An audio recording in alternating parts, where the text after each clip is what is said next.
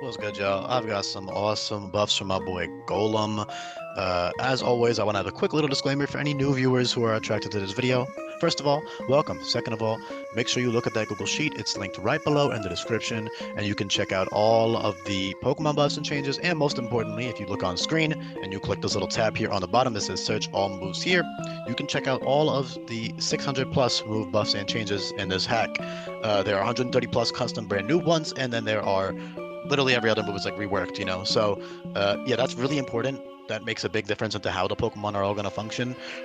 So yeah, I highly recommend you giving that a look. You know, bookmark the Google Sheet if this type of thing interests you. Also, if this type of thing interests you and you like this style of video, buff and change, whatever it is, or you're interested in the ROM hack, please do make sure you subscribe to the channel. I'd really appreciate that as well. Leave a like, leave a comment down below.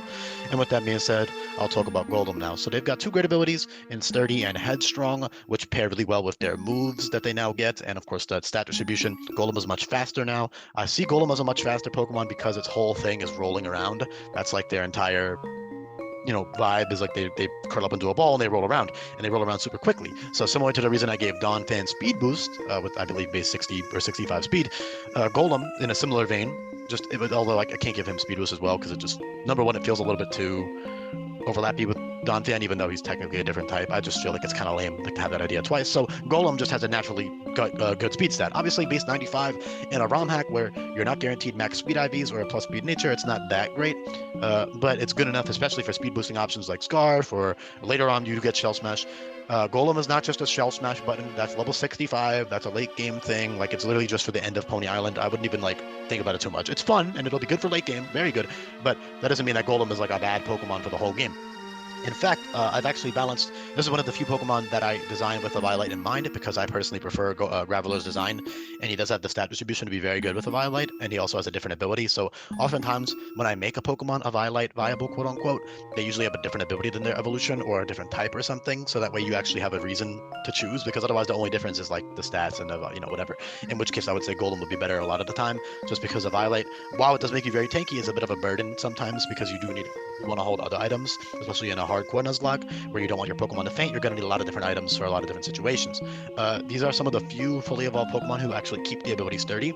Sturdy has always been a good ability, especially in game when you have that predictability. You don't have to worry about entry hazards or anything like that. You can really, Sturdy can be a very, very clutch just to switch it in and kill something, or just to switch it on an attack and then switch out with like Parting Shot or whatever it is, or to run with like Weakness Policy and Rock Polish. That's essentially like pseudo Shell Smash. Even better actually, because Rock Polish gives you +1 accuracy as well, so that's really fun. And then your other ability is Rough Skin on Graveler, which is very fitting for his design and very good. Obviously, you can run Rocky Helmet Rough Skin up until like the early 30s, and you can start to slap a Violet on him if you want. However, you might have another Pokemon on your team that wants to abuse the Violet, and you only get one until top of Village. Then you can buy more, but until that point, you only get one. So you might want to run it on somebody else because Graveler has naturally good stats. Anyways, on the physical side with the Violet, he's very, very tanky, and on the special side, he is pretty tanky with the Violet actually, like with that new HP and special defense buff. He also has the move Set Amend, which is a ground type. It's basically Shore Up. So what it does is it heals you by 2/3 HP under sand. So that's really good for any rock type, especially because they, will be healing a lot under sand, and then they get the sand boost. Of course, he's good outside of sand. It's just nice to have a reliable recovery move there, because you can't use healing items in battle in this hack. I didn't cover what Headstrong does yet, but if you are ever curious in some of these videos as to what an ability does, again, I put all this effort into Google Sheets just so you can check out what all this stuff do now. Everything is linking to each other. It's all interconnected. It's all very easy to navigate, and very like aesthetically pleasing, at least I think so. So you can check it all out there, but Headstrong essentially functions like Rockhead, all right? So I renamed it so I can give it to more Pokemon. Not that Rockhead doesn't fit Golem, but there's other Pokemon who have the ability that doesn't fit.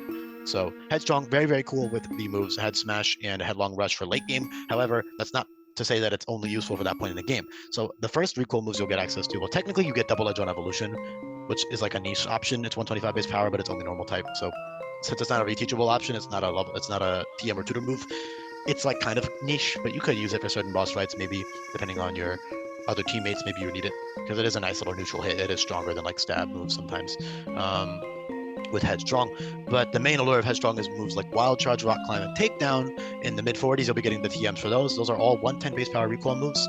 So essentially, Rock Climb, that's Rock Type Stab, and then you have Takedown and Wild Charge for fighting and electric coverage. That's all really nice. Then later on in the game at 53, which is around the time you'll be getting to Aether Foundation, you'll be having Submission, which is essentially Takedown plus Close Combat. It's 150 base power. It drops your defenses by 1.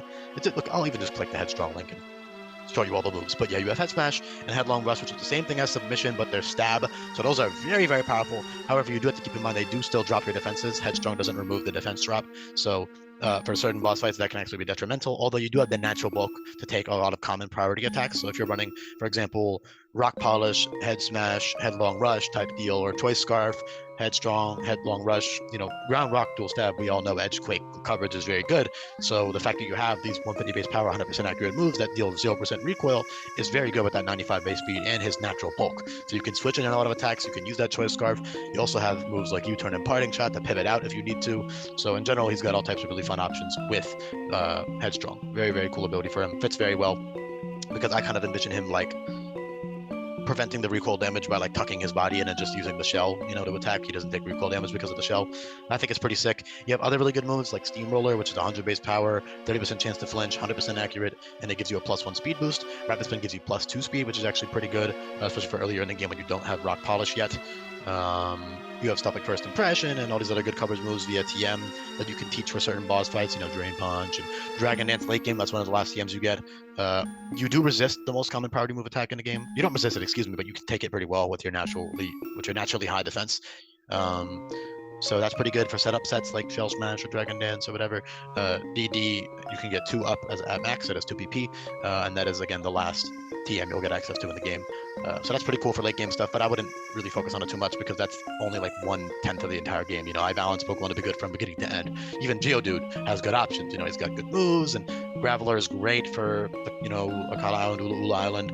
I would personally run a Violet Graveler until I need the speed increase for Headstrong. However, Headstrong is effectively useless until you get Wild Charge, Rock Climber, and Takedown via TM. So I think the most optimal strategy, unless you need the speed boost, for example, versus Guzma, you could run Golem. But I would personally prefer a Violet Graveler with Rough Skin for most of Ula Island as well. And then once you start getting the recoil moves, then you can decide if you want to use Graveler or Golem. That's just my take, though. Of course, if you like Golem, go ahead and use it right away. I just prefer Graveler. I think it's pretty cool. They've got very reliable Rock-type stab now. All Rock-type moves are heavily buffed and reworked, so you can check all those out. There's more physical ground-type options as well. Rock Wrecker is super sick. That's essentially physical rock-type Draco Meteor. You've got Boulder Bash, which always drops defense. Same thing that Lunge does. You've got Precipice Blaze, which is widely distributed now, and that's a stronger version of Earthquake that's inaccurate and has a 30% chance to burn. And yeah, Megaton Kick, which is a TM, 120 base power, 90% accurate, so that's 20% stronger than Earthquake in exchange for 10% accuracy, which works really good with the Rock Polish set. So Sturdy Rock Polish plus Megaton Kick plus Stone Edge, both those moves are 90% accurate, effectively 120 base power. Those are better, than, like, for example, Rock Slide and well, Rock Slide has the flinch chance, so you might want to run that, I guess, if you really wanted to bank on that. But in a hardcore Nuzlocke, that's not the most optimal strategy. You do get Accelerock upon evolution into Graveler, which is really cool. That's a really nice option. Of course, that's also widely distributed in this hack. You've got Reversal plus Sturdy. You could use that in conjunction with the Pinch Berry. Sturdy in general has so much utility. It's a really, really good ability in a hack like this to have, especially on a Pokemon with a lot of 4x weaknesses. You can just not have to worry about them a lot. And again, even like Assault Vest Golem is good for certain boss fights just to take some hits because of its good bulk and its good speed stat and its good attack, good defense. It's just really fun and a really good Pokemon overall. I could touch on a few more things, but I don't want to drag these videos on for too long, so I'll just encourage you to check out that Google Sheet in the description and look at all the other buffs and changes, because there are a lot of them. Yeah, I appreciate you listening this far into the video. Leave a comment down below. Again, make sure you subscribe if you're a new viewer and you like this type of thing. I would really appreciate that type of engagement. Let me know down below if you did listen this far into the video, and I'll be back for more coming up. Peace, y'all.